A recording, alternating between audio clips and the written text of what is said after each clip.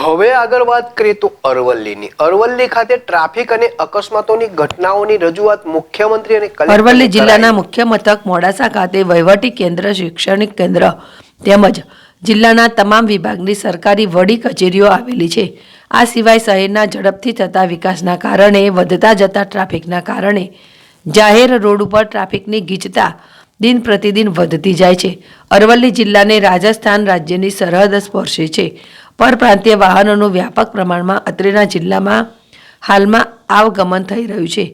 અરવલ્લી જિલ્લામાંથી વડોદરા, મુંબઈ તરફ અવરજવર કરવા માટે મુખ્યત્વે સ્ટેટ હાઈવે 59 મોડાસા, ધનસુરા, બાયડ, નડિયાદ અને અન્ય 5 મોડાસા ગોધરા હાઈવે ઉપલબ્ધ છે. પરંતુ મોટાભાગના વાહનો અરવલ્લી જિલ્લામાંથી પસાર થતા SH 59નો ઉપયોગ કરે છે, જેને લઈને મોડાસા નડિયાદ હાઈવે પરથી પસાર થતા ધનસુરા, બાયડ સહિત હાઈવે પર આવેલા ગામોમાં ટ્રાફિક અને અકસ્માતો વધતા હતા.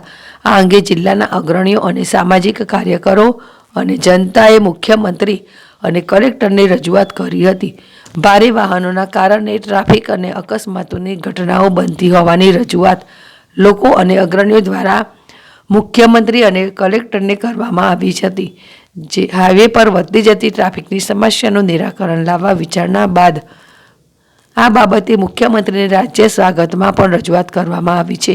મુખ્યમંત્રી અને કલેક્ટરે ચર્ચા બાદ જાહેર જનતાની સલામતીને લઈને મોડાસા નડિયાદ હાઈવે 59 પર ભારે વાહનોની અવરજવર પર પ્રતિબંધ મૂક્યો હતો.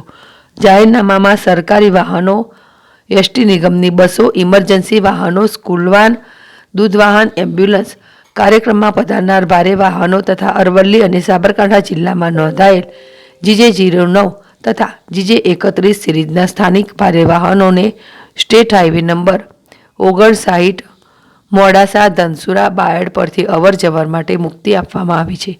મોડાસા, ધનસુરા, નડિયાદ SH 59 હાઈવે પર ભારે વાહનો પર 1 મહિના માટે પ્રતિબંધ મૂકતા લોકોએ તંત્રનો આભાર વ્યક્ત કર્યો હતો.